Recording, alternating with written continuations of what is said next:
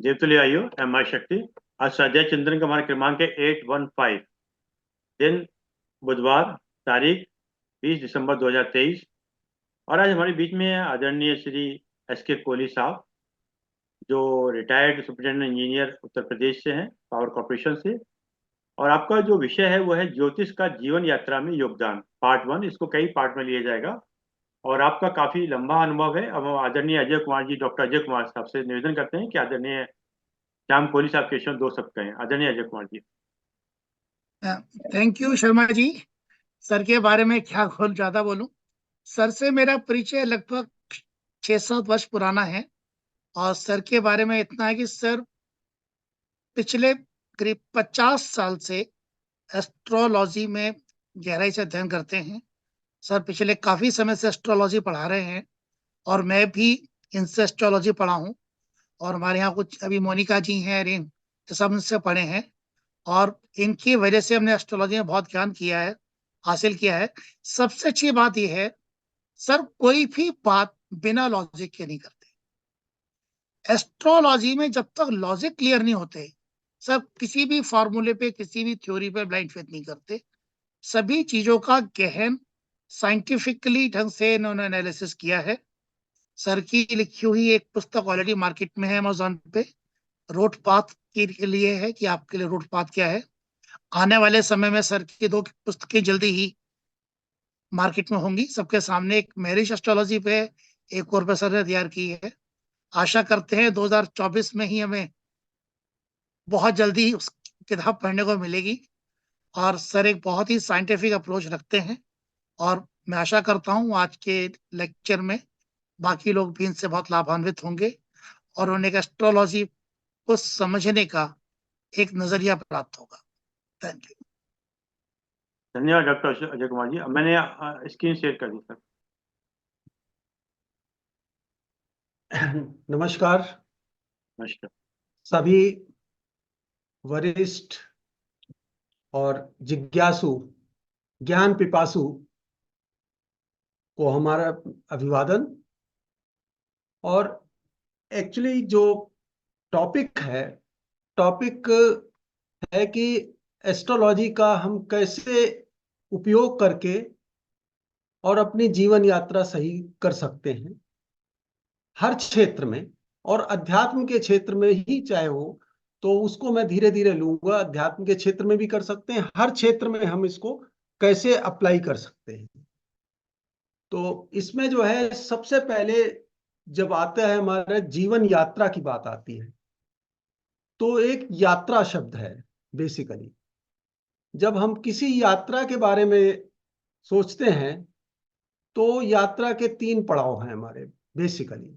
एक starting point, एक middle path जिसमें हम ट्रेवल करते हैं, और एक एंड पॉइंट जहां डेस्टिनेशन पे पहुंच जाते हैं।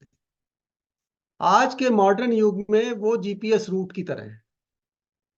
स्टार्टिंग पॉइंट लिया, डेस्टिनेशन पे जाना है और वो रूट आपने लगा दिया। जब हम जीवन यात्रा पे जाते हैं तो सवाल सबसे पहला होता है बेसिकली कि हमें जो है ये बर्थ मिला क्यों है। Basically why we are born. ये एस्ट्रोलॉजी भी प्रूव करती है, अध्यात्म भी प्रूव करता है। सारी चीजों का समन्वय में कोशिश करूंगा।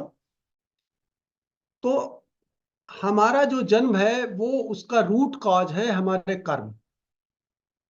अगर हमने कोई कर्म नहीं किए होते तो हमारा जन्म नहीं होता, क्योंकि कर्म फल को निष्पादित करने हेतु ही हमारा जन्म हुआ है। उनका निष्पादन करना, उनको सबको क्लियर करना। तो उन जो कर्मों को क्लियर करने के लिए हमें ये समझना पड़ेगा कि हम लोग तो जन्म मिलियन बिलियंस ईयर से लिए हैं, पता नहीं कौन कब से लिया है, कोई नहीं जानता। तो सवाल ये आता है कि हमने इतने ज्यादा कर्म कर रखे हैं, तो वो कर्म कहाँ है, कितने कर्म हैं, और क्या हमारे लिए एक जीवन सफिशिएंट है उन कर्मों के निष्पादन हेतु। तो एस्ट्रोलॉजी में बेसिकली 3 तरीके के ये कर्म हैं। तो ये 3 तरीके के कर्म हैं। एक कर्म जो है हमारा संचित कर्म। सभी जानते हैं, आप जितने जिज्ञासु लोग हैं, सब पढ़े हुए हैं अच्छी तरह से। एक तो संचित कर्म है। संचित कर्म वो कर्म है जो आज तक हमने इकट्ठे किए अप टू दिस लाइफ। पिछले जितने भी हैं टोटल, वो एक बहुत बड़ा पहाड़ होगा, हम नहीं जानते कितना बड़ा है। और वो एक जन्म हमारे लिए सफिशिएंट नहीं है उसको क्लियर आउट करने के लिए। तो फिर उसके लिए जो है थोड़ा सा पोर्शन उसका हमें अलॉट किया जाता है कि इस लाइफ में आप इसको क्लियर कर लीजिए। तो उस कर्म को कहते हैं प्रारब्ध। प्रारब्ध वो पोर्शन है संचित कर्म का जो हमें इस लाइफ में क्लियर करना है। अब जब प्रारब्ध हमें आ गई तो प्रारब्ध को क्लियर करने के लिए हमें जो योनि मिलेगी वो भी उस हिसाब की होगी जो कि वो कर्मों को कंप्लीट क्लियर कर सके। मनुष्य योनि मिली या पशु योनि मिली या जो भी मिला, ये एस्ट्रोलॉजी लिमिटेड नहीं है ह्यूमन बीइंग तक। एस्ट्रोलॉजी का मैंने एक्सपेरिमेंटेशन किया हुआ है एनिमल्स पे भी, और उसमें भी मैं देखा है कि उनके साथ भी चीजें घटित होती हैं, पर थोड़ा डिफरेंट वे से। तो इसलिए जो योनि हमें मिलेगी, तो हम ह्यूमन बीइंग की ही बात करते हैं, तो उसमें जो है प्रारब्ध में हमने जितना भी है, एक तो हमारा फोर्स हो गया प्रारब्ध का। तो ये जो है ये पास्ट कर्म है, ये हमारा प्रारब्ध है। उसके साथ साथ ऐसा तो है नहीं कि प्रारब्ध हमारा फिक्स करता है कि पूरी लाइफ में हमारा जो है रोड पाथ फिक्स कर देता है कि आपने यहां से चलना है, यहां तक पहुंचना है। This means your starting point और destinations are clear, they are fixed. Route भी पूरा फिक्स्ड है, उस रूट से आप बाहर नहीं जा सकते। पर उसमें जो है जो हमने इवेंट है, पहली चीज हमें ये समझनी चाहिए कि event is the product of two vectors. एक हमारा प्रारब्ध यानी पास्ट कर्मा, और एक है ये प्रेजेंट कर्मा, ये प्रेजेंट कर्म। इन दो के का जो रिजल्टेंट है वो हमारी इवेंट को डिसाइड करता है, वो घटना क्या होगी वो डिसाइड करता है। तो इसके मतलब ये हुए कि there is a flexibility by changing present karma, यानी क्रियमाण को हम चेंज करके हम अपनी जो है वो इवेंट को काफी हद तक चेंज कर सकते हैं। और जो लोग एस्ट्रोलॉजी को डिटर्मिनिस्टिक मानते हैं वही सबसे बड़ी गलती। It is indicative not deterministic. अगर आप कुछ न करें, आप अपना क्रियमाण कर्म न करें, तब घटनाएं वैसी होती चली जाएंगी। पर आप जो है वो क्रियमाण कर्म अपना विवेक के हिसाब से करेंगे, और वही विवेक जो है वही हमें सारे रास्ते दिखाता है, चाहे सत्संग हो, चाहे भक्ति हो, चाहे अध्यात्म हो। उन सबसे हमारा सिर्फ इतना ही पोर्शन होता है कि हम अपने क्रियमाण को यानी करंट कर्मा को सही कर सके। तो जो अध्यात्म में भी जो जाते हैं तो वो आपने करेक्शन के लिए ही जाते हैं, परंतु नोइंगली या अनोइंगली हम करते वही है। अब प्रश्न ये आता है कि हमारा जो ये क्रियमाण कर्म है ये डिपेंड करता है सरकम एनवायरमेंट, जो हमारा जन्म हुआ है उससे हमारी परिस्थितियां बनती हैं। कि आज जैसे सपोज कर लो, आज की डेट में हम और आप इंटरेक्शन कर रहे हैं, ये एक परिस्थिति है। इस परिस्थिति में हम और आप सौहार्दपूर्ण बात कर सकते हैं, एक दूसरे से रैश भी हो सकते हैं। ये हमारा जो है अपने क्रियमाण कर्म पे डिपेंड करता है। तो जो आउटकम आएगा वो हम दोनों के, इन दोनों फोर्सेस के ऊपर डिपेंड करता है। तो इसमें जो है सबसे पहले हमें ये समझना चाहिए कि जब हमारा जीवन है, मैं हूं, तो मेरे साथ में एक रोड पाथ है। और जब तक हम रोड पाथ को नहीं समझ पाते हैं तब तक हम ये नहीं जान सकते हैं कि हमें जो अकस्मात कई चीजें ऐसी आती हैं कि जिनको हम नहीं समझ पाते हैं। अगर रोड पाथ हमें क्लियर हो तो हम काफी हद तक क्लियर हो जाते हैं। अब प्रश्न ये आता है सबसे पहले कि हम हैं क्या एक्चुअली। जब हम कहते हैं कि मैं हूं, तो मैं की कई परिभाषाएं हैं, महर्षि रमण से लेकर के बहुतों ने परिभाषाएं दे रखी हैं। पर एस्ट्रोलॉजी में मैं का मतलब है कि हम, मैं का मतलब तीन पार्ट है। जो शरीर बेसिकली, वैसे तो बहुत से चीजें हैं, पर तीन पार्ट हैं। एक आपका स्थूल शरीर सूक्ष्म शरीर और कारण शरीर, ये तीन ही बेसिकली हैं। उनके अंदर भी बहुत से हैं, उनकी हम क्लासिफिकेशन में नहीं जाते।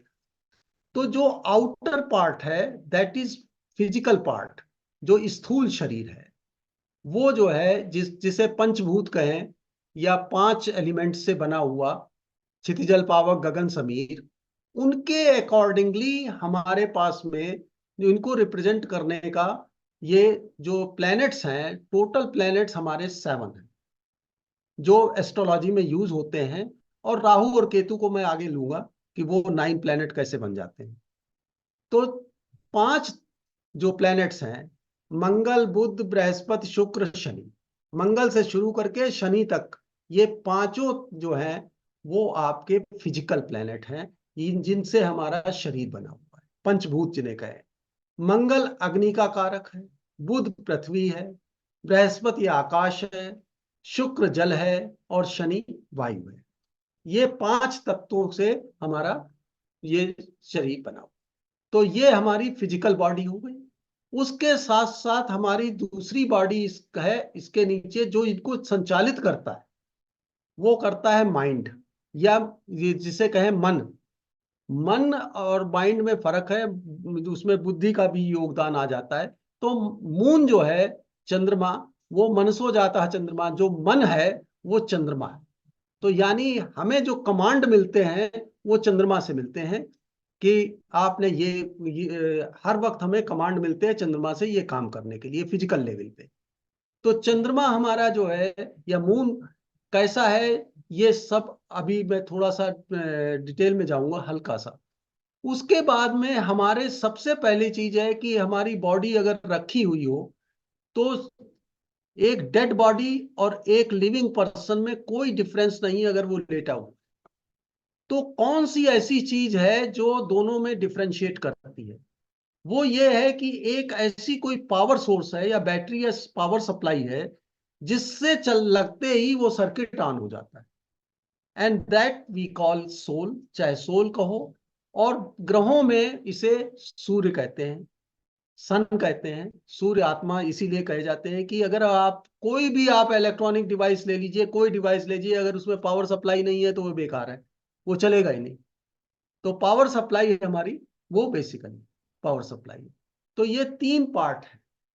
तो हमारे तीनों पार्ट को हमें इस तरीके से एक एक करके हम आगे आएंगे। अगर चाहे जितना भी हम नॉलेजेबल हो, चाहे कुछ भी हो, और अगर हमारी बॉडी काम नहीं कर रही है तो हम कुछ नहीं कर सकते। तो फर्स्ट कंसर्न हमारा आता है हेल्थ, चाहे एस्ट्रोलॉजी से देखिए चाहे कुछ भी है, आपकी सबसे प्रायर इंपॉर्टेंस हेल्थ है। उसके बाद बाकी सारी चीजें आती हैं अकॉर्डिंग टू दी प्रायोरिटीज। अब हम रोड पाथ के ऊपर बेसिकली आते हैं कि ये रोड पाथ को मैं इसमें क्लियर करना चाहूंगा।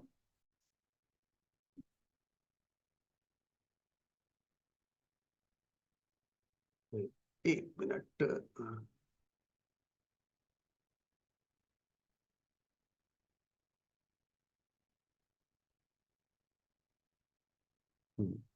ये हमारा, ये समझिए कि ये व्हीकल है और ये रोड के ऊपर चल रहा है। ये एक हम सिमली ले रहे हैं जिससे अंडरस्टैंडिंग बहुत इजी हो जाए। तो इसमें क्या है कि ये रोड हमारी है, ये हमारा स्टार्टिंग पॉइंट है, जन्म से हमारा स्टार्टिंग पॉइंट होता है। और ये रोड हमारी लाइफ की डिफरेंट हो सकती है। आपकी किसी की लाइफ की रोड पाथ स्मूथ हो सकता है, किसी के रोड पाथ में हम्स डम्प्स हो सकते हैं, कई स्पीड ब्रेकर्स आ सकते हैं, कई ब्लाइंड कर्व्स आ सकते हैं जहां पर एक्सीडेंट के चांसेस होते हैं। तो ये जो आगे का पोर्शन है रोड का, ये जो है ये कंट्रोल करता है राहु। अब राहु को हम पहले समझ लें कि हमारे 5-7 प्लैनेट्स तो हो गए, 5 फिजिकल, एक सूर्य और चंद्र, 7 हो गए। अब सवाल है कि हम जीवन भर कार्य करते हैं, कर्म करते हैं, तो हमारे कर्मों की, कर्म के हिसाब से कर्म फल मिलता है, ये हर चीज हर एक कहता है, हर ज्ञान कहता है। पर सवाल यह है कि कर्म फल तो तब मिलेगा जब कर्मों की रिकॉर्डिंग होगी। कर्मों की रिकॉर्डिंग भी तो होनी चाहिए। और जो हम लोगों के गरुड़ पुराण में पढ़ा है या कहीं पर भी देखते हैं, तो उसमें जो है चित्रगुप्त जो है वो रिकॉर्डिंग करते हैं, और वो जो है कंधे के दोनों तरफ बैठे होते हैं, 180 डिग्री अपोजिट होते हैं। यही दोनों राहु और केतु हैं। जब हमारा जीवन समाप्त होता है, जब डेथ आती है, तो सबसे पहले हमारी फिजिकल बॉडी का मूवमेंट बंद हो जाता है, हम हिलजुल नहीं सकते, हमारी एनर्जी खत्म हो जाती है, हम हिल नहीं सकते। फिर उसके कुछ समय बाद जो है वो मेंटल जो ब्रेन सीज होता है, जो चंद्रमा से मून से है। अब उसके बाद जो सोल है वेट करती है कि जितना भी आपका इस लाइफ का कर्म है वो फटाफट जो है वो रील की तरह एक जिप फाइल में और आत्मा के ऊपर वो सुपर इम्पोज कर देते हैं, और वो जो है सोल चली जाती है, और फिर अपना एक टाइम देखती है जो सुटेबल टाइम आता है, जब उसके कर्म फल के हिसाब से उसे निष्पादन के लिए आवश्यकता है, तब उसका जन्म व्यक्ति का होता है। तो ये जो जिप फाइल है, और जैसे ही हम जन्म लेते हैं तो हमारी जो है वो जिप फाइल अनफोल्ड होती है, वो हमें पूरा रोड पाथ, जैसे ये रोड है ना, वैसे ही रोड पाथ हमको लाइफ का फिक्स कर देती है। अब वो कहते हैं कि भाई देखिए यहाँ से तुमने चलना है और इस रास्ते पे चलना है, इससे बाहर नहीं जा सकते, पर इस रास्ते पे आपने जो भी करना है वो अपने विवेक से करिए। मान लिया कि ब्लाइंड टर्न आ रहा है तो आप स्पीड स्लो कर लीजिए, गड्ढे स्पीड ब्रेकर आ रहे हैं तो आप व्हीकल को अपना स्लो कर लीजिए थोड़ा। तो ये चीजें हमें पता होनी चाहिए कि कब हमारा ब्लाइंड टर्न आ रहा है, कब स्पीड ब्रेकर आ रहे हैं। तो लाइफ का ये रोड पाथ जो है वो एस्ट्रोलॉजी से पता चलता है, but it's a very long process, जो मैं कुछ पॉइंट्स लूंगा डेफिनेटली। अब जो हमारी बॉडी में ये एक व्हीकल की तरह है, व्हीकल में बॉडी के 5 तत्व जो हैं उनसे तो हमारा पूरा बॉडी ये व्हीकल बना है। अब उसको व्हीकल में हेडलाइट्स कौन है? सन और मून।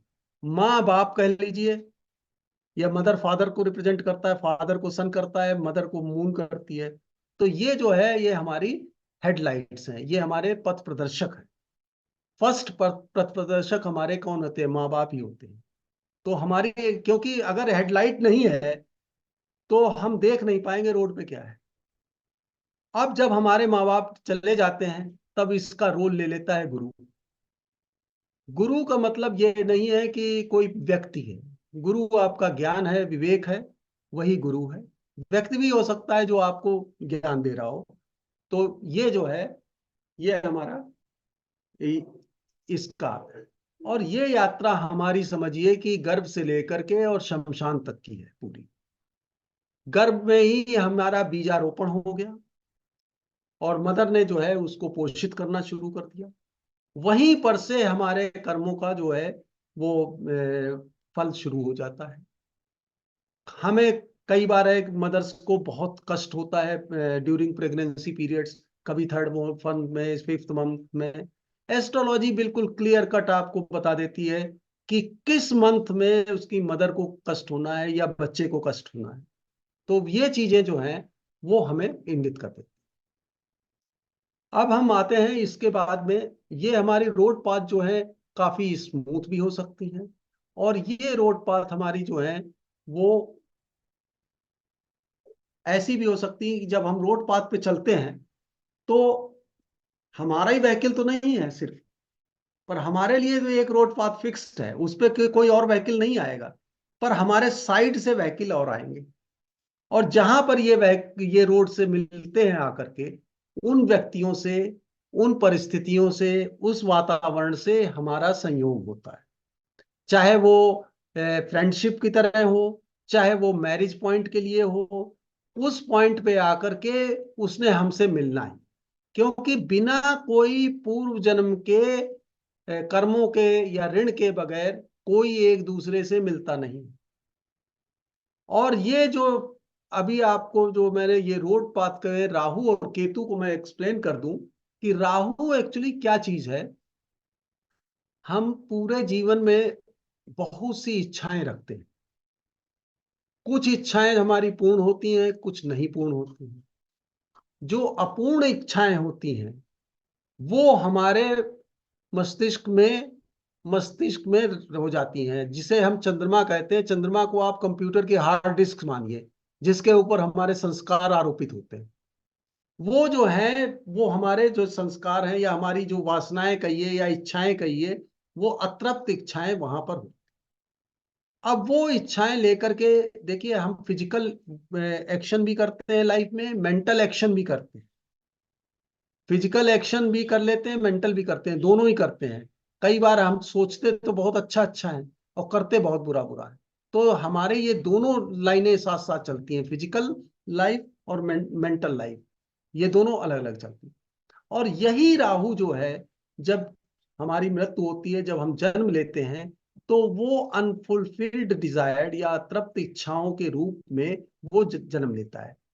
सपोज कर लीजिए कि इस लाइफ में कोई थोड़ा सा ऐसा व्यक्ति था जो वृद्धावस्था में है या कहीं पर भी है, और उसने कोई ऐसी अतृप्त इच्छा कर ली किसी के बारे में, परंतु वो उसको due to the society, due to the energy या ड्यू टू सरकमस्टांसेस उस इच्छा को पूर्ण नहीं कर पाया, तो वो इच्छा मरी तो नहीं, वो कैरी ओवर हो जाती है।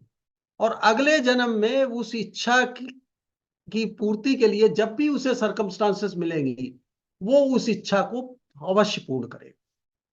यहां पर 3 ग्रह हैं जिनका हमें बहुत ध्यान देना है।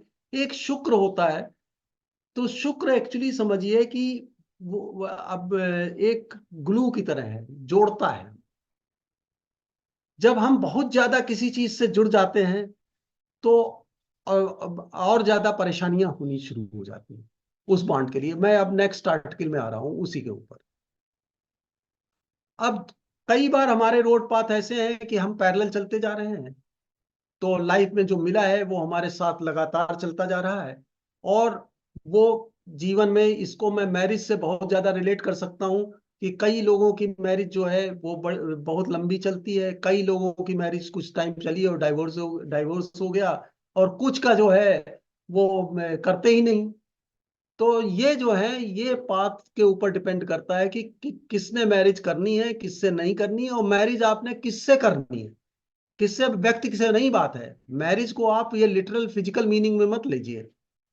कई लोग हैं मैरिज कर लेते हैं अपनी नॉलेज से, अपनी साइंस एंड टेक्नोलॉजी से कर लेते हैं, वो भी मैरिज है। तो हमें ये इससे पता चल जाता है कि आपका मैरिज पार्टनर क्या है। मतलब है कि कई लोग शादी के बाद में भी पता चला बिजी और कहीं रहते हैं, किसी अपनी हॉबीज में बिजी रहते हैं, और वो उतना टाइम डिवोट नहीं कर पाते हैं। तो एक्चुअल आपका रियल मैरिज पार्टनर का, तो वो चीज भी आपको एस्ट्रोलॉजी से पता चल जाती है कि ये क्या क्या हो सकता है। ये थर्ड पॉइंट जो है, ये डाइवर्जिंग है, डाइवोर्स है। जब तक हम लोग साथ साथ चल रहे हैं, एक पॉइंट आएगा जहां पर से हम दोनों यहाँ अलग होना शुरू हो, either due to the divorce और due to the death of any partner. इस तरीके से ये लाइफ के 3 पाथ होते हैं नॉर्मली, इन तरीके से हम चलते हैं। अब हम आते हैं बेसिकली, ये जो चार्ट है इसको मैं एक्सप्लेन करना चाहूंगा।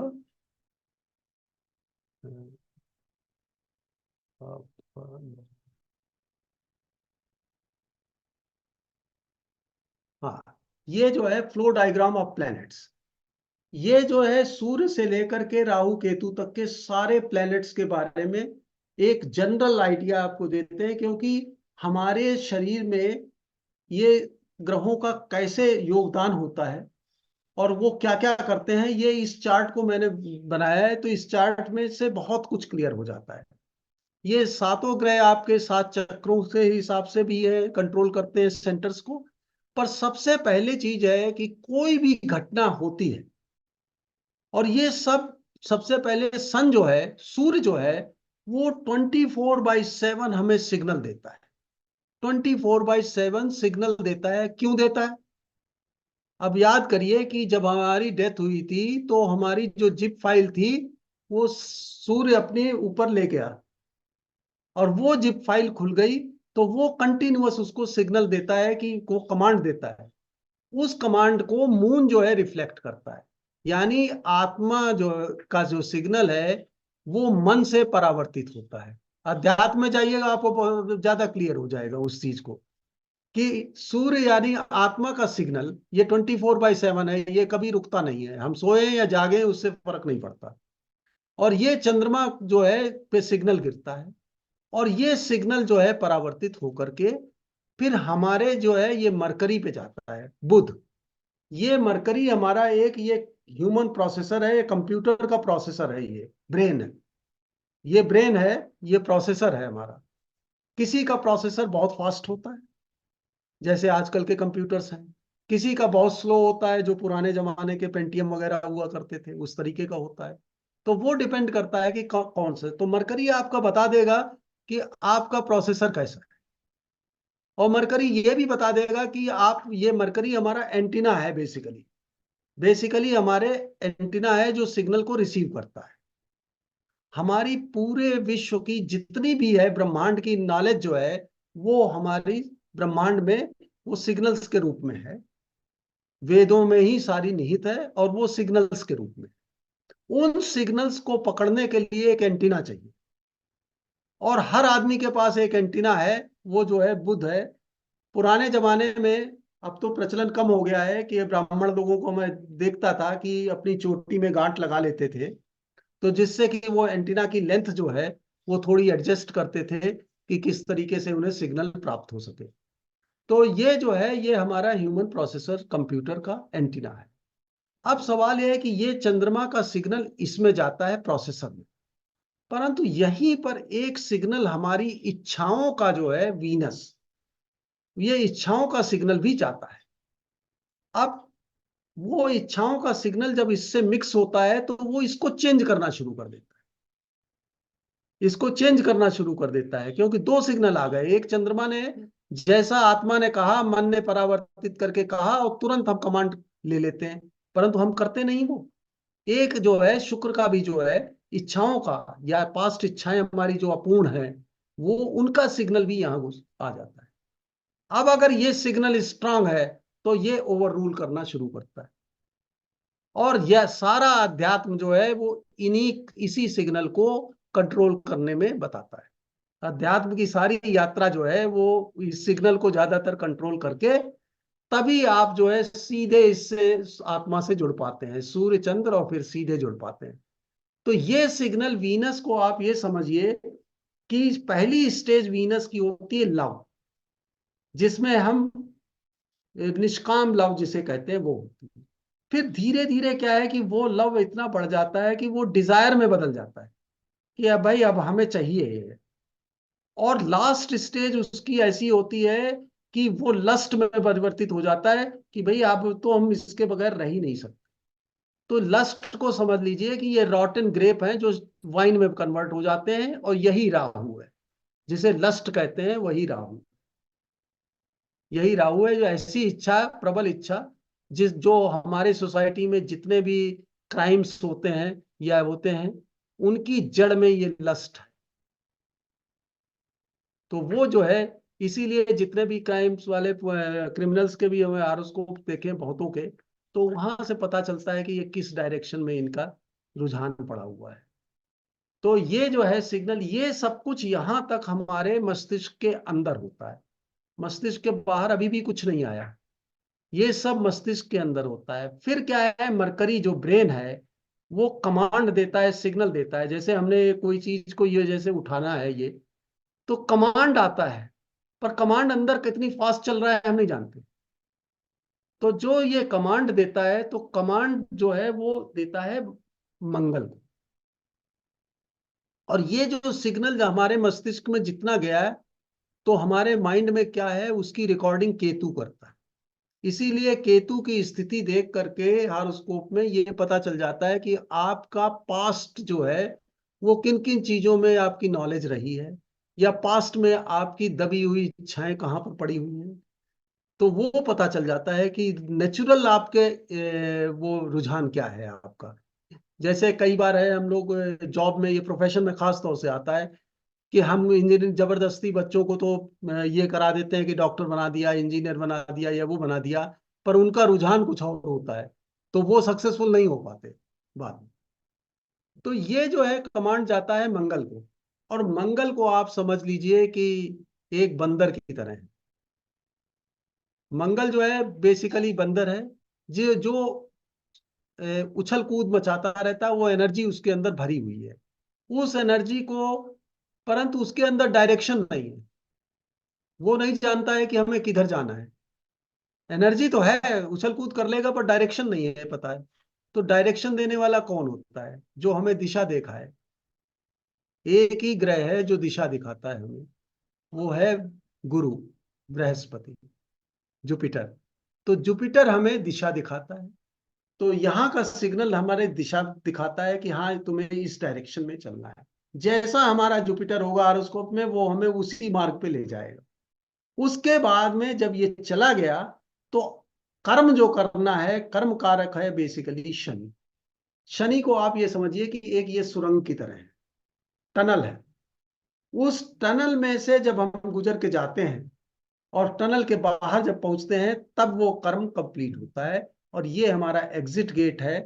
ये जो है यहाँ पर राहु इसको रिकॉर्ड कर लेता है कि ये कर्म हुआ, यानी हमारा।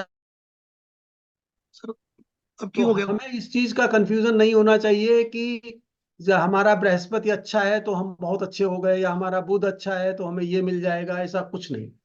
हर चीज को योगदान में हमारा सभी ग्रहों का पूर्ण योगदान है।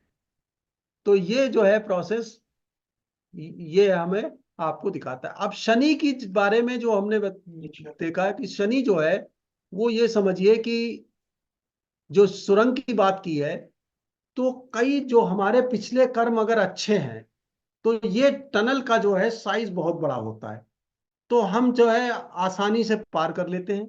और यही वजह है कि जिनका शनि अच्छा रहा है, तो उन्हें साढ़े सती शनि हो या शनि की दशा हो, फायदा ही होता है। और जिनमें अगर हमारी टनल का साइज छोटा है, तो उसमें हम नहीं पार पाते हैं। तो उसमें अगर हम पास करते हैं तो बड़े स्क्रैचेस आ जाते हैं। और उन स्क्रैचेस को की वजह से क्या करते हैं कि लोग जो कहते हैं कि शनि जो है, वो हम वो कर देते हैं, ऑयल का दान कर दें या उड़द की दाल कर दें। ये सिर्फ एक सिंबॉलिक रिप्रेजेंटेशन है कि लुब्रिकेशन हम टनल का कर रहे हैं। हम सिर्फ टनल का लुब्रिकेशन कर रहे हैं और कुछ नहीं। तो ये चीज जो है, ये आती है। तो बेसिकली हमारा जो है, अब मैं आगे के जो है उसमें ग्रहों को एक एक करके लेने की कोशिश करूंगा। अगर मतलब है कि आप लोगों को अगर ठीक लगेगा, तो आगे मैं इसको कंटिन्यू करूंगा। नहीं नहीं ठीक है। और दूसरी चीज है कि बृहस्पति के बारे में मैं एक चीज और बता दूं। बृहस्पति हमारा डेबिट कार्ड है, जो हमने पूर्व जन्म से कमा करके रखा है, वो बेसिकली हमारा डेबिट कार्ड है। और इसलिए कई लोग ऐसा है कि जिनका बृहस्पति अच्छा है, तो उनको जो है कई बार परेशानियों में से भी निकल करके आ जाते हैं। अब हमें एक्चुअली मेन चीजें जो हमें इसमें से देखनी है, वो पहला पॉइंट ये है कि हमारे लाइफ में कौन से मुश्किल पॉइंट आ सकते हैं, किस समय पे आ सकते हैं। दूसरा, हमारा नेचुरल रुझान क्या है, हमारा हो या हमारे परिवार का हो, बच्चे का है, उसका नेचुरल इंस्टिंक्ट क्या है, किस सब्जेक्ट के ऊपर वो जो है वो जा सकता है, और उसको जो है वो नेचुरल एप्टीट्यूड उसका क्या है। तो नेचुरल एप्टीट्यूड जानना, और दूसरा जो है अपने, सबसे पहली चीज अपनी हेल्थ के बारे में और नेचुरल एप्टीट्यूड, उसके बाद बाकी सारी चीजें आती हैं। तो मैं इस टॉपिक को, अगर आप ज्यादा लंबा तो नहीं खींचना चाहता हूँ, एक एक करके मैं प्लैनेट्स को लेने की कोशिश करूंगा। और जब आप लोग रोकना चाहें तो बता दीजिएगा हमको। नहीं नहीं ठीक चल रहा है, बढ़िया है। अभी तो हम लोग क्या ABCD सीखने वाले बच्चे हैं। अब हम बेसिकली एक एक ग्रह को ले लेते हैं, सूर्य को ले लेते हैं। तो सूर्य जो है ये हमारी बेसिकली, एक मिनट,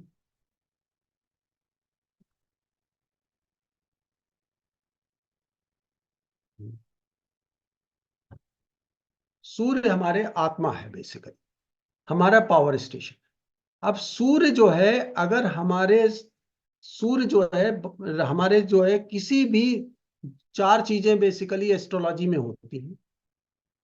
एक तो होता है साइन, कौन से राशियां हैं, दूसरा होता है हाउस, और तीसरा होता है नक्षत्र, और चौथा है प्लेनेट। बेसिकली अगर कोई भी ग्रह को समझिए आप, प्लेनेट को तो बीज समझ लीजिए, सीड है। साइन जो है वो फील्ड है। तो किसी फील्ड में सीड जो है वो अपने डिफरेंट बिहेवियर देगा, क्योंकि हर सीड, जैसे सपोज कर लो मूंगफली है, या वो हर एक सॉइल में काम नहीं करेगी, हर एक सॉइल में जर्मिनेट नहीं हो सकती।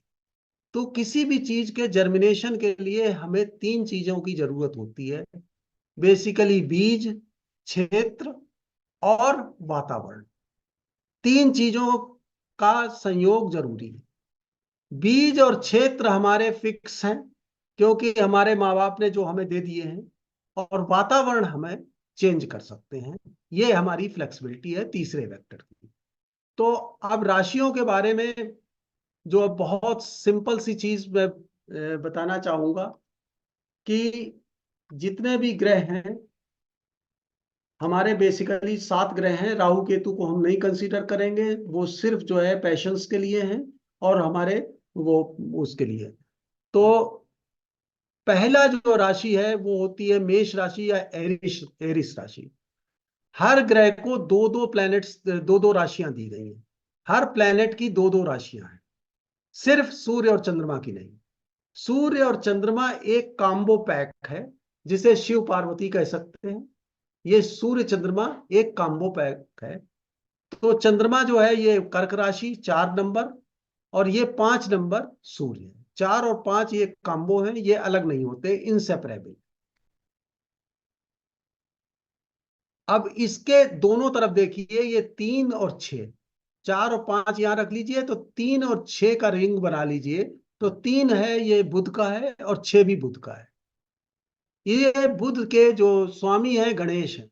अब आप समझिए कि शिव पार्वती के चारों तरफ गणेश जी परिक्रमा कर रहे हैं। एस्ट्रोलॉजी कोई ऐसी वेग नहीं आई है, ये आई सब वहीं पुराणों से ही है, सब वहीं से है। परंतु उसको समझिए बुध है। उसके बाद में 2 और 7 जो है ये शुक्र है। 1 और 8 जो है ये मंगल है। और 10 और 11 जो है राशियां, ये जो है शनि की हैं। और 9 और 12 जो है ये बृहस्पति।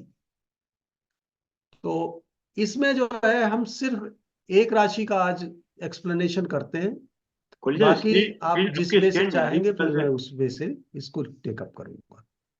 और इसलिए हमें जरूरी है कि जब हम किसी का एप्टीट्यूड देखेंगे तो हमें देखना पड़ता है कि ग्रह किस राशि में और किस नक्षत्र में। ये 2 सर आप चीजें किस जान करके हम उसके बारे में बहुत कुछ जान लेते हैं, वो बताए या ना बताए। तो राशि जो है 1 नंबर जो है ये हमारी एरिस राशि है। ये बहुत ही एनर्जेटिक है, हाई एनर्जी इसके अंदर है। आग का गोला है, बहुत मूवमेंट है, एक जगह बैठ नहीं सकता स्टिल, क्योंकि एनर्जी उसके अंदर है, बंदर की तरह कूदेगा। तो ये जो है ये एक राशि का बेसिक बिहेवियर है। एरिस जिसे कहें या मेष राशि, इसका बेसिक बिहेवियर है। वो चाहता है कि क्रैश एंड रैश, वो बहुत क्विक जाता है। जितने भी आप देखिएगा फास्ट ड्राइविंग वाले हैं उनमें प्रोमिनेंट एरिस राशि होती है।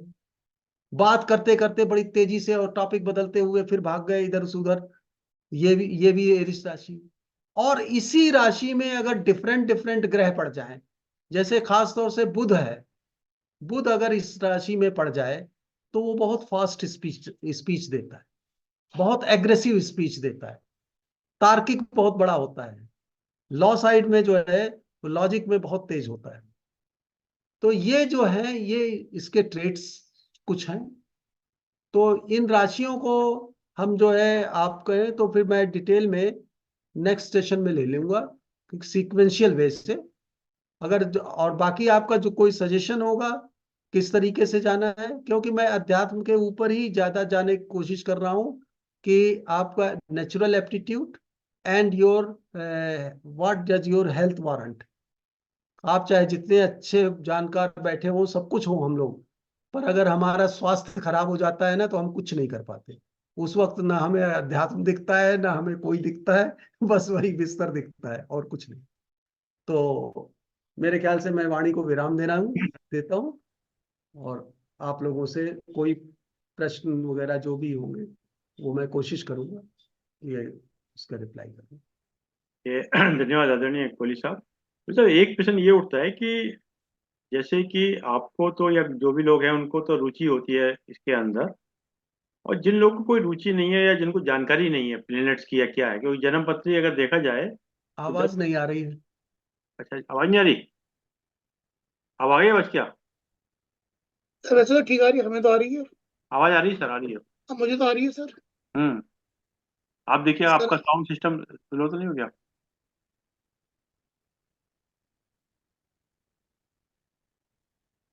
सर शायद म्यूट पे चले गए। हम्म। अब आ गई आवाज सर क्या? मुझे तो आ रही है। हम्म। हाँ, आवाज क्लियर है ना?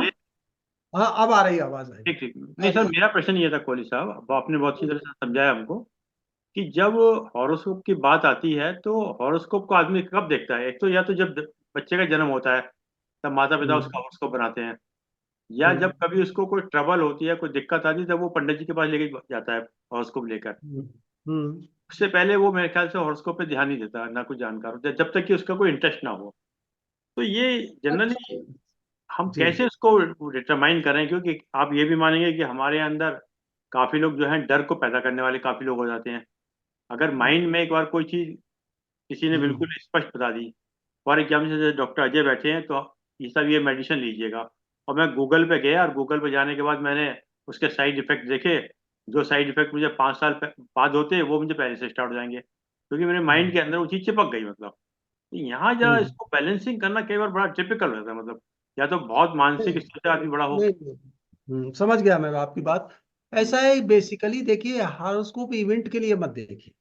हम्म। जब हम अध्यात्म की बात कर रहे हैं या अपने आत्मोत्थान की बात कर रहे हैं, तो बेसिकली हमें ये पता चलना चाहिए कि हमारा पोटेंशियल क्या है, हम किस किस फील्ड में प्लस हैं, और किस फील्ड में हमें इम्प्रूवमेंट की जरूरत है।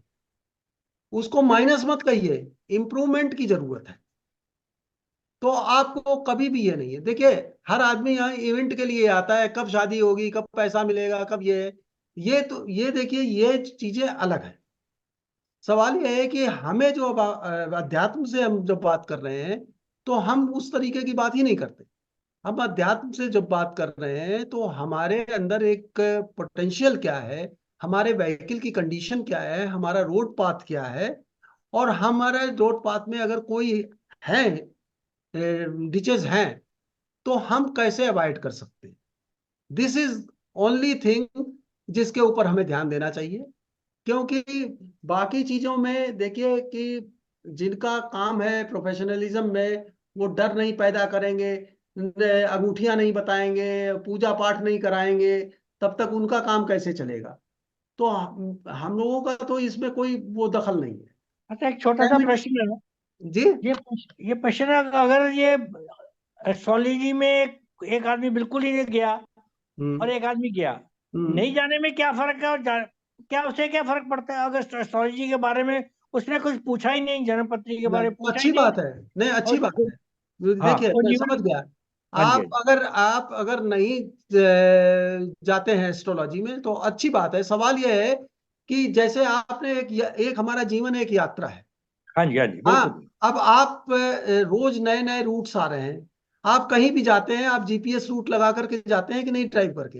अपना विवेक विवेक नहीं, नहीं, डेवलप नहीं, हुआ, ठीक है। उससे काम हो रहा है। आपका विवेक, अगर अनजान शहर में आप चले गए, तो आपका विवेक क्या करेगा? वो तो डेवलप अनजान करना शहर में तो पड़ेगा विवेक ना। नहीं कर पाएगा ना।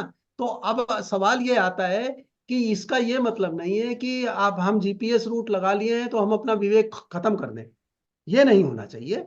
क्योंकि देखिए, ऐसा है कि आप चाहे जितने अच्छे हम लोग स्किल ड्राइवर हों, पर सवाल है कि अगर हमें रूट जो है पता नहीं है, और हमें ये पता चले कि रूट वहां से ब्लॉक है, तो अब ये रूट से निकल जाओ। यही तो होता है जीपीएस में। तो यही अगर हमें मालूम हो तो ठीक है, पर विवेक हम कभी खत्म नहीं करते। विवेक नहीं खत्म करना चाहिए। जानना न जानने से ये एडवोकेसी नहीं कर रहा हूं मैं एस्ट्रोलॉजी की, हमें एडवोकेसी करनी चाहिए। Never advertise this thing. आप अपने उत्थान के लिए जो भी पिक कर सकते हैं कर लीजिए, ठीक। क्योंकि नहीं उसमें जनरल, इवेंट। जी आपका जो क्वेश्चन था बिल्कुल क्लियर कर दिया इन्होंने, जो आदमी मिथ था वो निकाल दिया। आपके अकॉर्डिंग आज ये निकल कर आया कि आप इतना जान लीजिए कि किस चीज को डेवलप करना, किस चीज पर अलर्ट रहना है।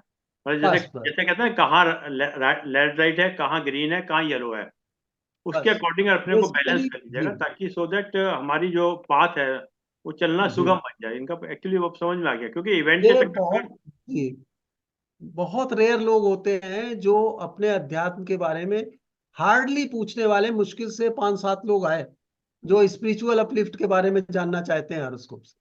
बाकी सब वही है, हमारी शादी कब होगी, हमारा बच्चे कब होंगे, जॉब कब मिलेगा, पैसा कब आएगा, और ये वो। तो वो एक्चुअली सवाल ये है कि पहली पॉइंट हमने बताया था कि आपका क्रेमाण जो है वो आपके चेंज करता है। 30-30% तक आप अपने चेंज कर सकते हैं। जो लोग एस्ट्रोलॉजी को डिटर्मिनिस्टिक मानते हैं वही गलती करते हैं। इसीलिए जो है वो एस्ट्रोलॉजी बदनाम होती है, एस्ट्रोलॉजर नहीं बदनाम होते, एस्ट्रोलॉजी बदनाम होती है सर उसमें। जो आपने इसमें एक लाइन लिखी थी, modification in Karma can change, तो या मॉडिफिकेशन ये मतलब कैसे, मतलब हाउ, मतलब। नहीं, देखिए हमारा एक्चुअली इवेंट जो है वो दो चीजों का प्रोडक्ट है। हम्म, आपका जो पास्ट कर्मा है उससे हमें सिर्फ वो परिस्थितियां मिलेंगी। सपोज कर लो परिस्थिति मिली हमें किसी गार्डन में है, और हमें पता है कि इसमें जो है राहु का योग बन करके आ रहा है, तो कोई विषैली चीज या सांप वगैरह हमें काट सकता है। इस बात का आपको भान है, तो आप अलर्ट हो करके उसको अवॉइड कर सकते हैं काफी हद तक उस घटना को। इसमें तो ये यही, है कि अगर डेस्टिन्ड है कि आपको सांप ने काटना है, नहीं तो क्या आप डेस्टाइंड उसको नहीं। बचा सकते हैं? नहीं, देखिए डेस्टाइंड तभी होता है जब आपका पास्ट कर्मा जो है, प्रारब्ध हाँ है। बहुत स्ट्रांग है। हाँ तो है, देखिए वो है। तो बहुत इसमें कोई बचा नहीं सकता हमको। फिर उसको नहीं, आप क्रेमाण से उतना नहीं कुछ भी कर पाएंगे। आपका देखिए दो फोर्स तो हमेशा काम करेंगे। आपका क्रेमाण कितना है, अब बचाने को तो देखिए कि आप पढ़ते हैं सत्यवान का, वो मृत्यु से भी बचा के लाए। मार्कंडेय ऋषि को देखिए, वो भी बचा करके लाए कि नहीं अपने। तो सवाल ये है कि आपका क्रेमाण कितना है, दोनों के फोर्स के ऊपर डिपेंड करता है, एक के नहीं है। इसलिए मैं सर कहता सर ये कैसे पता चलेगा कि ये डेस्टाइन्ड है, या हम इसको अवॉइड कर सकते हैं क्रियमान कर्म देखिए करके? देखिए ऐसा है, हाँ, क्रेमाण के लिए आपके अंदर एक जो है प्रबल इच्छा शक्ति और फिजिकल आपके अंदर जो है एबिलिटी होनी चाहिए। तो वो आपके प्लेनेट से इच्छा शक्ति आपकी कितनी है, वो आपकी आत्मबल कितना है, वो सूर्य से पता चलता है। क्योंकि हर ग्रह जो है वो वेव फॉर्म की तरह है, ये ऐसे चलते हैं साइनोसाइडल। सूर्य जो है मेष राशि में सबसे ऊपर के पॉइंट पे होता है और तुला में नीचे होता है। यानी सूर्य है जो सूर्योदय पे मेष में है और सूर्यास्त पे तुला में। तो जब सूर्य वीक हो जाता है, तुला राशि में है, तो तुला राशि है शुक्र की राशि, यानी भोग विलास में और उसमें जो है वो लिप्त हो गया सूर्य, यानी आत्मा दब गई है उससे, शुक्र से।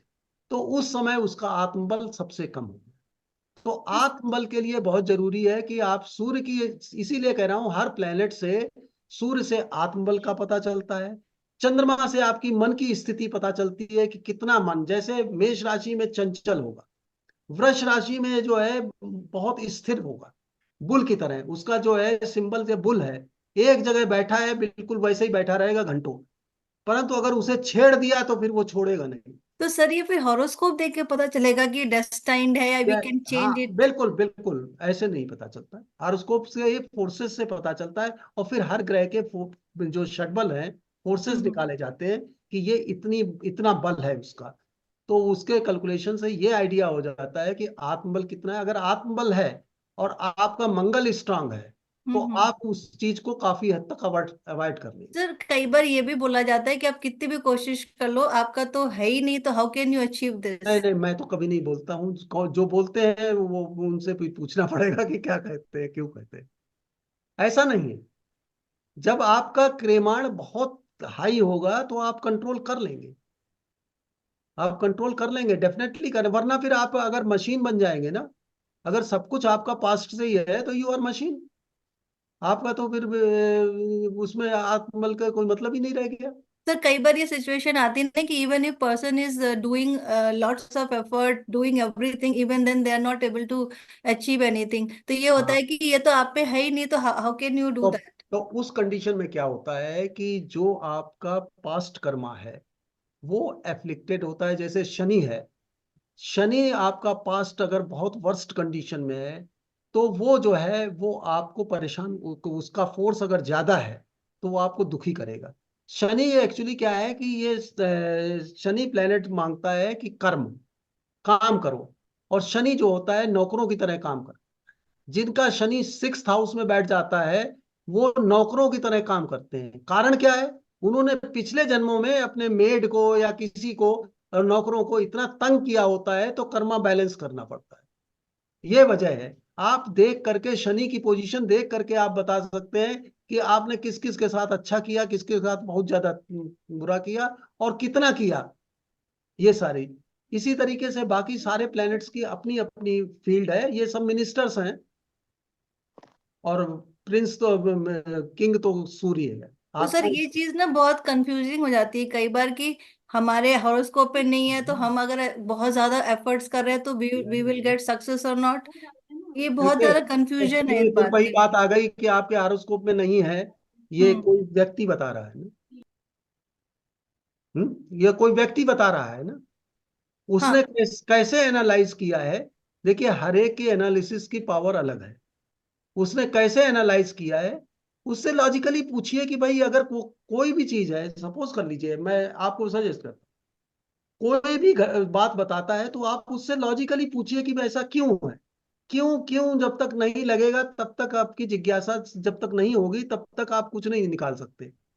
सर, क्यों हर नहीं? वाई का आंसर मिल भी नहीं पाता ना, कई बार वो नहीं बियॉन्ड वो हो जाता है। नहीं नहीं, तो फिर उसने कैसे कर दिया? आपको कंक्लूजन नहीं उसने कैसे निकाल दिया? नहीं, लेकिन अगर क्यों बता देता है, क्या उसका उपाय थोड़ा किया जा सकता है? नहीं ये दवाई थोड़ा ही है कि मेडिसिन ले नहीं, लो तो देखिए, बीमार ठीक हो जाएगा। नहीं, उपाय जो वो बताते हैं लोग, नॉर्मली 99% लोग जो उपाय बताते हैं वो जो है मैं काफी हद तक उसको वेग मानता हूँ। हाँ, बिल्कुल सिर्फ बिल्कुल बिल्कुल। दो उपाय सिर्फ हैं।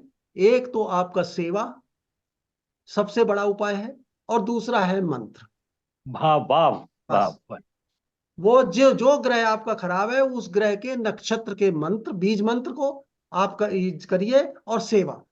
ये आप अगले उसमें ये जरूर बताना भाई, जैसे एक जीवन के एक ब्रिलियंस होने के लिए सूरज सबसे इम्पोर्टेंट है, तो हम्म, कैसे 5 10 15 ऐसे कोई पॉइंट दे दिए जाए जिससे आप स्ट्रांग हो सकते हैं। Will hmm. स्ट्रांग हो सकती है, हेल्थ स्ट्रांग हो सकती है, आपकी डिटर्मिनेशन स्ट्रांग देखिए, हो सकता है। ऐसा बिल्कुल बताना कोई अगली बार बिल्कुल है। आप सही कह रहे हैं। पर यह है कि उससे पहले ये आपने अभी जान लेना चाहिए कि हमारा एक्चुअली कहाँ पर कमी है और कहाँ हमें इम्प्रूवमेंट की जरूरत है, कहाँ हम स्ट्रांग हैं। अगर स्ट्रांग जगह पे आप फोर्स लगाओगे बेकार जाएगा, उससे कोई फायदा नहीं है। क्योंकि नॉर्मली क्या है कि वो अंगूठियां पहना देते हैं, वो सब बेकार की चीजें हैं। उनमें हाँ जी। कहीं पर भी उसका रीजन है, बता रहे हैं कि वो logically I can prove it कि वो जो है वो अंगूठियों का जो है धंधा जो बेकार का धंधा है। नहीं नहीं, बिल्कुल लेकिन सही सर कहा। मैंने ये भी सुना है कि हमारे पुराने जो पुराण्स वगैरह हैं जहाँ पे ज्योतिष का, उसमें कहीं भी मेंशन नहीं है अंगूठियों का और स्टोन्स कहीं का। नहीं है। देखिए, हर जगह पर, इसीलिए ज्योतिष का अध्यात्म से संबंध बहुत पुराना है। इसीलिए अगर ज्योतिष को समझना है तो सबसे पहले आप खेती को समझिए, क्योंकि उस जमाने में सिर्फ जो है खेती होती थी, फार्मिंग होती थी और सारी लॉजिक फार्मिंग के थ्रू दी जाती थी। अब मैं हाउसेस को या जो भी है वो फार्मिंग के पॉइंट ऑफ व्यू से मैं कोशिश करूंगा कि उससे आपको सारी चीजें क्लियर होने लगेंगी। तो ज्योतिष में कहीं पर रेमेडी सिर्फ दी गई है, या तो आपकी सेवा दी गई है या मंत्र दिए गए हैं, और कोई रेमेडी पुराने में नहीं। मैंने कम से कम नहीं तो 8 9 पुराण तो पढ़े ही हैं हम्म। और मूल रूप से संस्कृत में पढ़े हैं। तो हम्म। उसमें मैंने देखा है कि कहीं मुझे तो नहीं मिला, पर हो सकता है किसी एडिशन में वो हमने नहीं पढ़ा, बहुत कुछ पढ़ने को बाकी है सर हमें। मैंने कुछ कुछ लेक्चर्स वगैरह सुने थे, तो उसमें यही था कि हमारे कहीं पे भी नहीं है, कब आ गया किसने जोड़ दिया पता नहीं है, ये स्टोन्स वगैरह कहीं नहीं है ये सब। वो तो एक्चुअली अपने काल परिस्थिति के हिसाब से लोग जोड़ते रहे अपना। पर यह है कि बेसिकली लॉजिक से चलिए तो लॉजिक ही आपको सही तक है। क्योंकि देखिए लॉयर्स वो हमारे शर्मा जी हैं, अब लॉजिक इनकी बड़ी स्ट्रांग है, इनका मरकरी वाकई में पक्का अच्छा होगा, अदरवाइज ये इस प्रोफेशन में नहीं आ सकते थे। सर पहले क्या था, बिफोर बिफोर नोइंग एस्ट्रोलॉजी हम लोगों को यही पता था कि हार्ड वर्क करो, डिसिप्लिन रहो और जो भी अच्छे कर्म करो तो यू विल गेट सक्सेस। लेकिन जब से एस्ट्रोलॉजी में आ गए कंफ्यूजन बहुत हो गई है कि ये हमारे लिए है या नहीं है, ऐसा है, आप, मिलेगा कि नहीं मिलेगा। मैं समझ गया आपने जो अभी शब्द कहे हैं कि हार्ड वर्क करो और डिसिप्लिन रहो, ये कौन प्लेनेट बताता है? सैटर्न।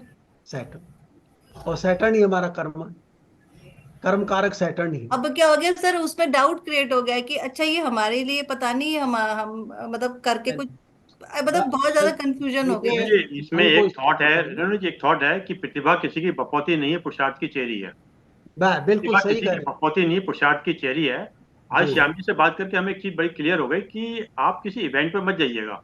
हम्म। आप बहुत अच्छा कहा कि आप प्लेनेट्स को देख के ये समझिएगा कि कौन सा प्लेनेट आपका वीक है और कौन सा प्लेनेट आपका स्ट्रांग है। इम्प्रूवमेंट बनता है, जैसे इम्प्रूवमेंट। कि जैसे सरकंडा होता है, सरकंडा जानता है कहाँ मुझे झुकना है और कहाँ मुझे तनना है। बिल्कुल और मौका देख के जो झुक भी जाता है और मौका देख के तन भी जाता है, मतलब।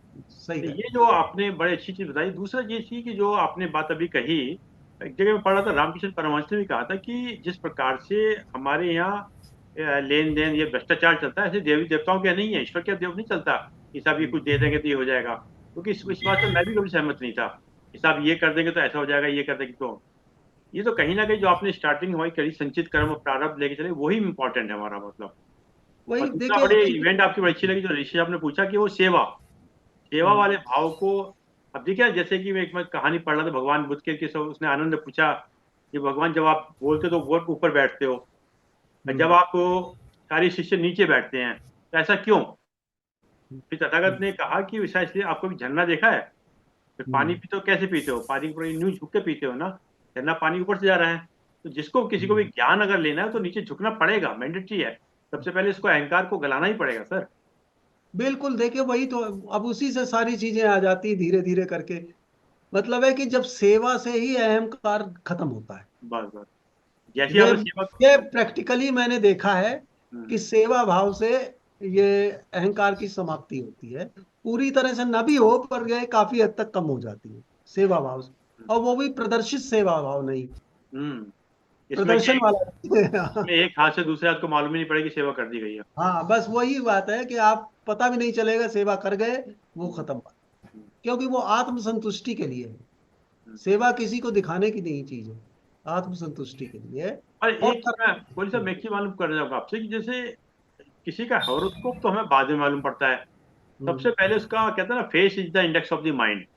तो हम्म, क्या हम लोग काफी चीजें उसके फेस से भी देख सकते हैं? जैसे अक्सर कहते हैं कि आपकी नाक चौड़ी है, कान लंबे हैं, यहाँ गैप है, माथा लंबा है। तो काफी लोग उससे भी असेसमेंट कर लेते हैं कि इसका नेचर क्या होगा, मतलब। नेचर एनालिसिस हो जाती है। और हम्म, ये अलग शास्त्र है। अच्छा एक अच्छा। ऐसे सामुद्रिक शास्त्र भी होता है, और होता है जहाँ पर तिलों के लक्षण देख करके मोल्स के बता देते हैं, सब कुछ है। कई हम्म, विज्ञान हैं, परंतु मैं कोशिश की थी पॉमिस्ट्री की और इसकी, ठीक है, परंतु ठीक। मुझे जो है ये ज्यादा एक्यूरेट लगी, ये एस्ट्रोलॉजी एज कंपेयर टू पॉमिस्ट्री। ये आदरणीय राधेश्याम दीक्षित साहब हाथ खड़ा कर रहे हैं या ताली बजा रहे हैं, पता नहीं क्या कर रहे हैं। सर। हम्म, जी सर। जी जी। आवा, आवाज आ रही है? बिल्कुल, बहुत हाँ हाँ, अच्छे आ आ रही रही है, आवाज आ रही है। सर, जो एलिमेंट्री ज्योतिष की आपने हमें दी है, हम उसके जी आभारी हैं। एक छोटा सा प्रश्न है कि ब्रह्मांड में ग्रह बाहर घूम रहे हैं जी। और हमारी इंद्रियां हम्म, बिना किसी ग्रह के काम नहीं करती, हम्म। जो क्रियाएं हैं। जी जी। तो जैसे बाहर ब्रह्मांड में ग्रह घूम रहे हैं, हम्म। क्या मिनिएचर के रूप में इसका ये जो छोटा सा पिंड है, जी इसमें भी कोई सेंटर करके इनके अस्तित्व हैं? बिल्कुल, वो चक्र हैं सातों, चक्र है। चक्र इस हैं। चक्र जैसे एक विशेष एक मिरर होता है, अगर आसमान के जितने भी हैं नहीं नहीं नहीं, ग्रहों। ठीक है, वो ठीक कह रहे हैं, लेकिन मैं कह रहा हूँ चक्रों की संख्या तो अगणित है। चक्र तो 114 हैं बॉडी में, हाँ नहीं। सेंटर्स में, और ग्रह हमने आइडेंटिफाई किए 8 हैं। और 8 में से हमने 4 या 7 ये सेंटर्स लिए बेसिकली, जिनको हम बात करते हैं। जी तो मैं ये कह रहा हूँ, इस अध्यात्म ज्योतिष का जो बहुत गंभीर विषय है, जी जिसकी सामान्य जानकारी लेने मात्र से ही आदमी अपने शरीर में अंदर प्रवेश करके उनका दिग्दर्शन कर सकता है। हम्म तो क्या वो इन ग्रहों की हमारी जो भी क्रियाएं हैं, चाहे हम्म, अध्यात्म का जो भी हमारा विज्ञान है, जी चाहे हमारा मेडिटेशन है या क्रिया है, हमारा गायत्री मंत्र है, जैसे बेसिकली इसमें हम लोग एनफोर्स करते हैं। जी और मंत्र विज्ञान में आपने कहा कि मंत्र इसमें सहायक है और सेवा सहायक है, दो सूत्र आपने दिए। जी तो मंत्र विज्ञान में तो हमारा एक ही मंत्र हमारे पास है, और वो गायत्री मंत्र है, वेद का प्रारंभिक मंत्र है। और हम्म गायत्री मंत्र को भी हम सिकोड़ लेंगे तो हम्म हमारा वो भूर्भुवः स्व रह जाएगा, और सिकोड़ लेंगे तो ओम की तीन ध्वनियां रह जाएंगी, और हम्म, सिकोड़ लेंगे तो फिर अनाथ नाद रह जाएगा।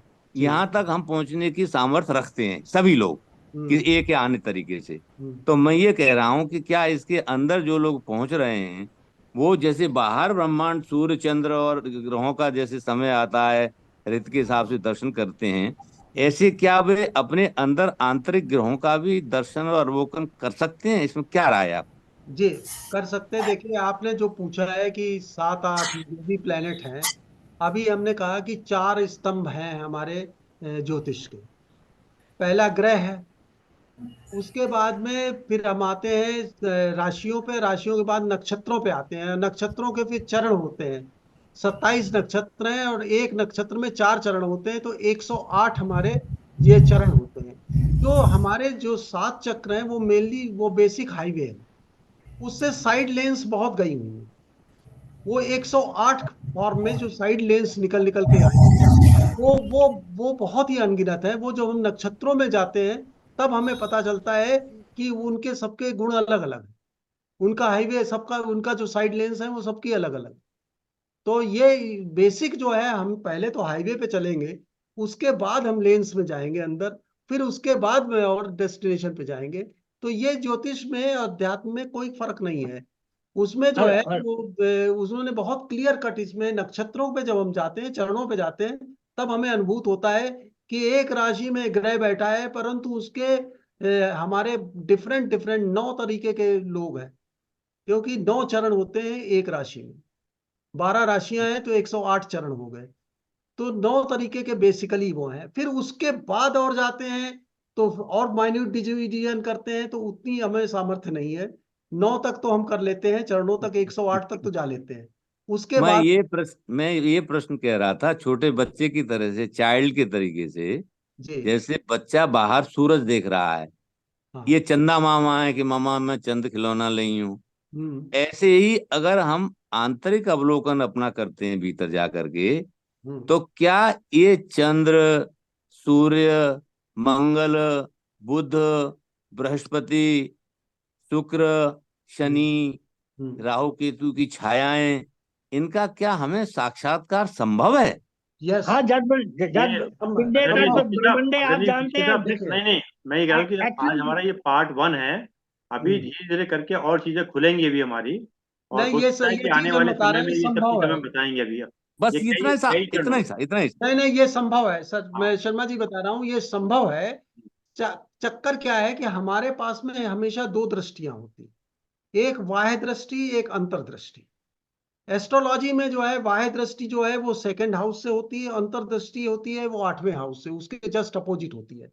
तो अंतर्दृष्टि अगर जिनकी अच्छी है, वो जो है जहां सूर्य बैठा हो अंतर्दृष्टि में, तो वहां पर वो जो ग्रह बैठा होगा उसका आत्मावलोकन कर सकते हैं। हर आदमी हर ग्रह नहीं देख सकता। हाँ, इतना जरूर है कि किस ग्रह के जो है वो देख सकता है, उसका आइडिया लग जाता है कि अंतर्दृष्टि से। तो अंतर्दृष्टि भी जो है ज्योतिष बता देती है कि आपकी अंतर्दृष्टि क्या है। जी। चलिए साहब, और किसी को कोई प्रश्न पूछ सकते हैं, फिर हम बाद में शुभ हो। फिर हम आभा शर्मा जी से निवेदन करेंगे, 2 शब्द, क्योंकि वो भी एस्ट्रोलॉजर हैं, उनका शनिवार को उद्बोधन है, कि तो धन्यवाद देंगे अपना। कुल साहब, जैसे एक प्रश्न मेरे मन में हुआ, जैसे भी अंगूठी वाली बात चली थी, तो कहते हैं जैसे हर हाथ में वो प्लेनेट्स हैं, तो वो ये कहते हैं कि आपने ये अंगूठी धारण करी तो इसको, प्लेनेट को स्ट्रॉन्ग कर देते हैं हम लोग। क्या ये सही है या ये मिथ है ये? देखिए, बेसिकली सवाल यह है कि जिनके हाथों में उंगलियां नहीं है, बहुत सही बात है। तो फिर उसका क्या होगा? बिल्कुल सही कहा आपने। देखिए ऐसा है कि जहां तक सवाल यह है कि जो अध्यात्म है वो इस शरीर से नहीं प्राप्त हो सकता, शरीर से साध्य नहीं है, क्योंकि वो सबके लिए है। और जो चीज सबके लिए है वो काल से नहीं है, वो शारीरिक सामर्थ्य से नहीं है, के ऊपर डिपेंडेंट नहीं है। इसलिए जो है वो मानने से ही है, जानना, मानना और करना, यही तीन क्रियाओं से ही सब कुछ संभव है। नहीं, बिल्कुल ठीक बात। चलिए, और कोई किसी का प्रश्न पूछ सकते हैं, नहीं तो फिर बाद में हमारी आभा जी जो हैं तो सब धन्यवाद के देंगी। ठीक। मेरे ख्याल से किसी का कोई प्रश्न नहीं। आपकी आवाज नहीं आई आभा जी, बोल लीजिएगा। आभा जी सीनियर ब्रांच मैनेजर रही हैं सिंडिकेट कैनरा बैंक में, और बीआरएस ले लिया है। अब एस्ट्रोलॉजी की क्लासेस स्टार्ट कर रही हैं। जी, आवाज आ रही है मेरी क्या? हाँ, अब आ रही है आपकी आवाज। हाँ, तो हम ये कह रहे हैं कि आदरणीय श्याम कोहली जी के लिए दो सब धन्यवाद के दीजिएगा, ताकि इन्होंने बहुत अच्छा आज का उद्बोधन रखा और नए कॉन्सेप्ट क्लियर करे। खासकर हमारे लिए तो बड़ा अच्छा लगा कि जो आपने बहुत सही बात बताई कि किस प्रकार से हम लोग जो है अपने इवेंट पर ना जाएं, एस्ट्रोलॉजी को वास्तव में ये देखें कि कहाँ आपका बेस्ट है, उसको जो देखें अपना जो है ना। जी जी जी, नमस्ते, प्रणाम सभी को। मैं एक्चुअली ऑफिस में थी और ईयरफोन में पर थे नहीं, तो मेरी और गाइड्स में देख रही थी, उससे मुझे कुछ थोड़ा सा समझ में आया, तो बड़ा इंप्रेसिव सेशन रहा है। मैं बहुत बहुत धन्यवाद देती हूँ सर को। और मेरा सेशन परसों है, शायद सैटरडे को है, 23rd को। देखो आपका ये तो जी जी, तो मैं तो खैर प्रैक्टिकली चलूंगी सर। मैं डिटेल अध्यात्म और सब में नहीं जाऊंगी, क्योंकि प्योर एस्ट्रोलॉजी क्या है, कैसे है, वो ही कराएंगे। और आई होप मेरा सेशन भी आपको पसंद आएगा। बाकी डिटेल तो अब मैं आप लोगों का सेशन जब सुन लूंगी तब बात कर पाएंगे उस बारे में।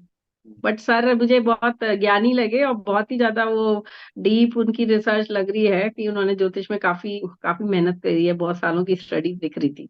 55 तो 55 साल का हुआ है आपका। जिस तरह से प्रेजेंटेशन वो दे रहे थे, जी जी। तो आई आई मेरी तरफ से बहुत बहुत धन्यवाद है। आप सभी लोग 15 से 20 लोग शायद थे मीटिंग, इस सेशन में हैं, तो आप सभी लोगों ने अपना कीमती समय दिया, तो इसका भी बहुत बहुत धन्यवाद। और इस तरह से श्रृंखला चलती रहेगी तो शायद हमारे सनातन धर्म के जो हमारे प्रिंसिपल्स हैं, मूल्य हैं, हमारी वैल्यूज हैं, ज्ञान है, विद्याएं हैं, उनका दोबारा पुनरुत्थान हो जाएगा। फिर से हम लोग नंबर 1 बन जाएंगे दुनिया में। ऐसी मुझे आशा है। धन्यवाद। नहीं, कोरोना काल के बाद में आभा जी हमारी 819 क्लास हो चुकी हैं गुरुदेव की कृपा से। और हम लोग जी डिफरेंट विषय लेते हैं, हम लोग एक विषय ही नहीं है। और ये पहली बार एस्ट्रोलॉजी लिया है, इससे पहले हमने वेद, उपनिषद, इनकम टैक्स, जी जी जी। ट्रांसक्रिप्शन, बहुत से अच्छे विषय लेते हैं हम लोग, एक्यूप्रेशर। हम्म। तो सभी लोगों का है। हमारे देवीश्री आप कजारी सर्विस के एमडी रहे हैं, मैनेजिंग डायरेक्टर रहे हैं। अशोक जी हमारे एडवोकेट हैं वहाँ से, अमृतसर से।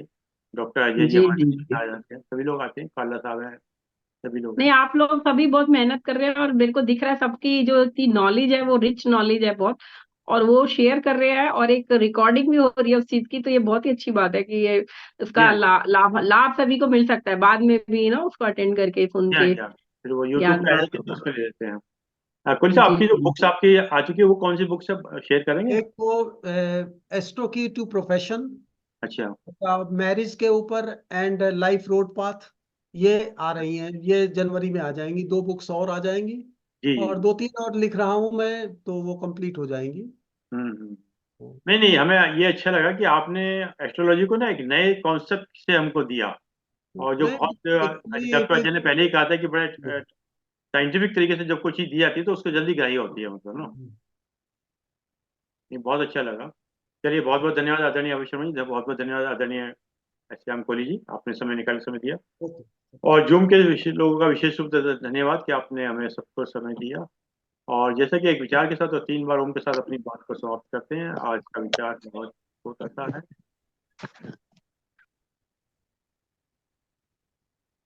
हमारे बीच में चौधरी साहब जो एनटीपीसी के डायरेक्टर रहे हैं वो भी आ चुके हैं, वो समापन के वक्त में ही आए हैं। आपका भी बहुत बहुत स्वागत है। चलिए, अच्छा लगा आप भी आए। चलिए, सब आज का मैं विचार। सुन रहा था, हम्म। सुन रहा था बस। या वो पर आपने वीडियो भी खोली ना। चलिए, आज का विचार, जीवन को इतना शानदार बनाओ, जीवन को इतना शानदार बनाओ कि आपको याद करके किसी निराश व्यक्ति की आंखों में भी चमक आ जाए। जीवन को इतना शानदार बनाओ कि आपको याद करके किसी निराश व्यक्ति की आंखों में भी चमक आ जाए। आइए 3 बार बहुत बहुत बहुत उत्तम जय हो विचार है। जय हो जय हो। आइए 3 बार उनको उच्चारण करते हैं।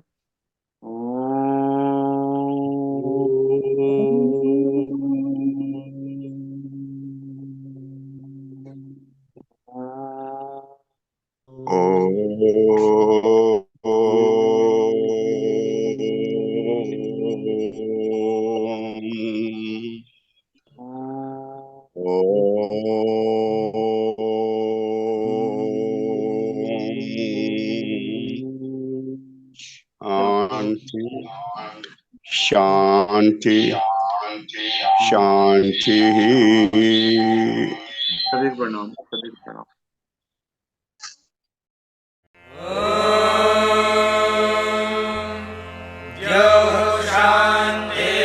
शान्तिरन्तरिक्षं शान्तिः पृथिवी शान्तिरापः शान्तिरोषधयः शान्तिः वनस्पतयः शान्तिर्विश्वे देवाः शान्तिर्ब्रह्म शान्तिः सर्वं शान्तिः शान्तिरेव शान्तिः सा